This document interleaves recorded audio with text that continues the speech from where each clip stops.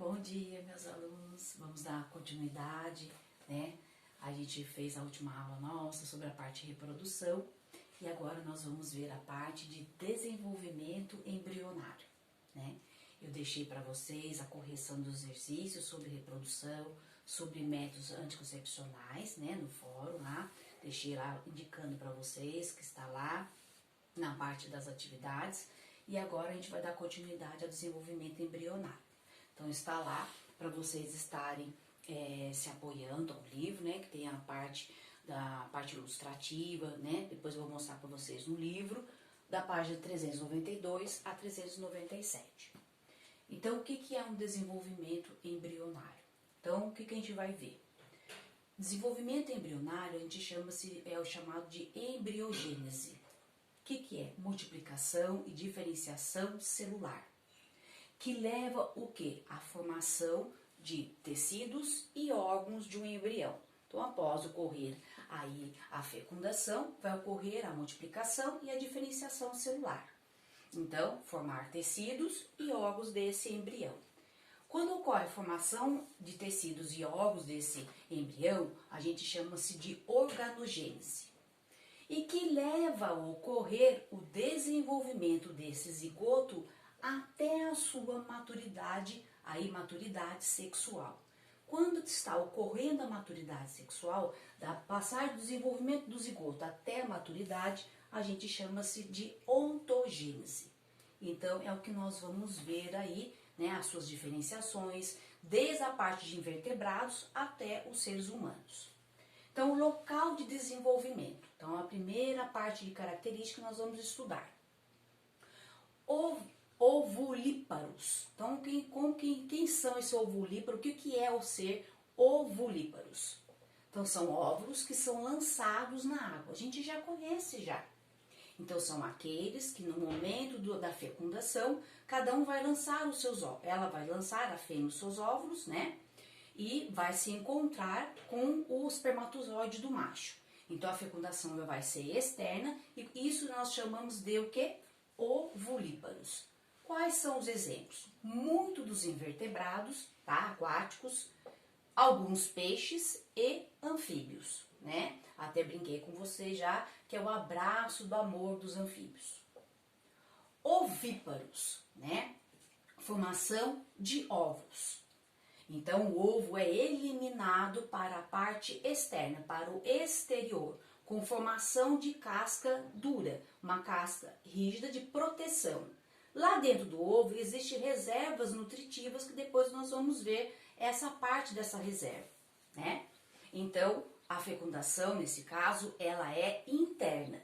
Quais são os exemplos? Répteis, aves e vários dos invertebrados. E aqui, ovovivíparos. Por que ovovivíparos? Porque o ovo fica dentro da fêmea até estarem totalmente formados. Então, ó, o ovo no interior da fêmea até estarem formados. Então, a fecundação é interna, tá? Apresenta reservas nutritivas e só vai sair quando estiver totalmente formado. Então, a fêmea só vai liberar quando estiver pronto. Está pronto? Vai ser liberado. Daí vai se romper a casca e vão aí, né, para o meio exterior. Quais são os exemplos? Alguns peixes, tá? Algumas espécies de peixes e alguns répteis, como é o caso das cobras, tá? Agora a gente vai ver a parte de vivíparos, que eu vou colocar aqui no quadro para vocês. Então vamos lá. Então vamos continuar. O último tipo aqui, vivíparos, né? Nós estamos incluídos, que é o embrião que vai se desenvolver dentro, né, no interior da mãe. Então temos duas aí características importantes. Ele vai absorver tudo que precisa na parte do sangue. Então tudo que ele precisa ele absorve do sangue da mãe, o oxigênio e todo o alimento, até o seu desenvolvimento. E tudo que vai ser excretado vai ser eliminado através da placenta, que vai estar se desenvolvida no útero da mãe. E quem são os exemplos? Mamíferos, e nós estamos envolvidos, estamos, né, presentes dentro da parte dos mamíferos. Nós somos mamíferos. Uma outra característica aí que faz parte do desenvolvimento embrionário. Agora, início do desenvolvimento. Como que se dá o início do desenvolvimento? Então, eu coloquei aqui célula-ovo, né? Então, a célula-ovo se dá através de divisões iniciais. Essas divisões iniciais nós chamamos de segmentação. Essa segmentação vão originar células. E essas células nós chamamos de blastômeros. E o conjunto desses blastômeros, tá? Vão chamar-se de mórula. Isso a nível embrionário. Ainda não tem formação ainda na parte de tecidos, de órgãos. Então, ainda bem na fase embrionária.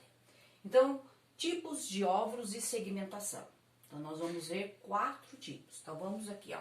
Segmentação, né? Então, aquela parte, acabei de falar aqui, a origem das células, aquela parte inicial da divisão celular.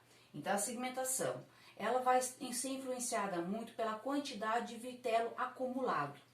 Então, quanto maior for a quantidade de vitelo, mais lenta vai ser a segmentação. Então, mais lenta vai ser a divisão aí celular, tá? Então, aqui em relação à quantidade e distribuição de vitelo. Então, nós vamos ver a primeira aí, né, uma das características dentro dos tipos de óvulos e segmentação. Primeiro, em relação à quantidade e distribuição de vitelo, nós temos 4 tipos. Primeiro, oligolécitos. Então, aqui eu coloquei aqui para vocês, que é uma característica importante. Então, aqui, ó, apresenta pouco vitelo. Se tem pouco vitelo, a segmentação é mais rápida. Então, vai ser total, tá? E por igual. Então, aqui, ó, de um ovo, né? Vai se dividir em 2, de 2 a 4, de 4 a 8, e todos são de tamanhos iguais. Então, vai ser total e igual. A mórula, que eu acabei de falar, que é o conjunto de células, que a gente chama de blastômeros, tá aqui, ó, mora com blastômeros, tem tamanhos iguais.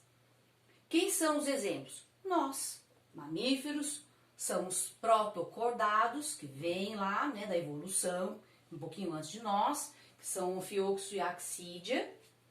Os invertebrados, como as esponjas e os corais, tá? Agora vamos ver os outros 3 tipos. Eu vou colocando os desenhos para vocês poderem fazer as comparações.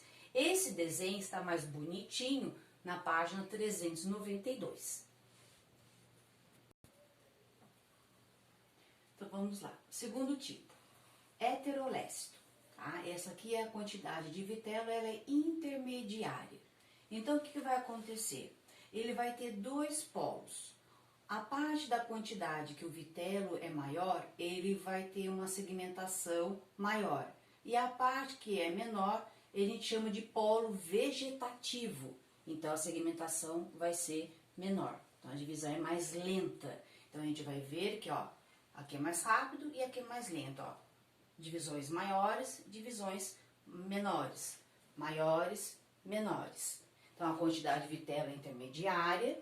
Segmentação, então, vai ser total para uma parte e desigual, tá? Então, vai ter um lado mais dividido e o outro lado vai ser menor. Então, por isso que vai ser total e desigual.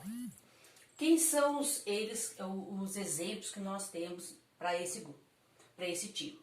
Anfíbios, vários tipos de peixes e alguns invertebrados. Eu coloquei 2 exemplos de grupos, moluscos e platelmintos, tá? Mas tem outros grupos. Mas eu coloquei os mais aí citados dentro dos livros. Telolécito. Eu coloquei só uma parte aqui para vocês, mas na página 393 tem a estrutura do ovo inteiro. Eu coloquei só aqui a gêmea clara, para vocês entenderem que a parte principal é o que a gente vai estar precisando observar bastante.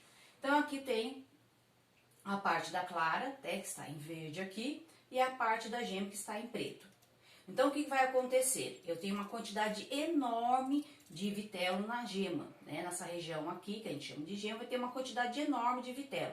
Então, a segmentação vai ser parcial, porque eu também tenho a parte do polo aí animal, que a gente chama, né? Então, as divisões são maiores. Então, olha aqui, ó, essa região aqui é a região onde mais ocorrem as divisões. Então, olha aqui, ó, são divisões, o que a gente chama de parcial e discoidal, que é uma região mais ativa, né? Então, segmentação parcial e discoidal, é o formato discoide. Quais são os exemplos? Répteis, aves, vários tipos de peixes e mamíferos ovíparos, que é o caso do ornitorrinco e a equidna, tá? E centrolécito. Então eu coloquei aqui para vocês um exemplo, né? Toda essa parte aqui é coberta, então tem um núcleo, e toda essa parte aqui é coberta por vitelos. Então, o que vai acontecer? Eu tenho aqui o vitelo que ocupa toda a região central, né? E ele não se divide. Quem vai se dividir é o núcleo, ó, tá se dividindo, ó. E o que vai acontecer? O núcleo, ele vai para a região periférica. Então, o vitelo ocupa a região central e não se divide. A segmentação vai ser o quê? Parcial e superficial. Então, quais são os exemplos? Eu tenho a maioria dos artrópodes.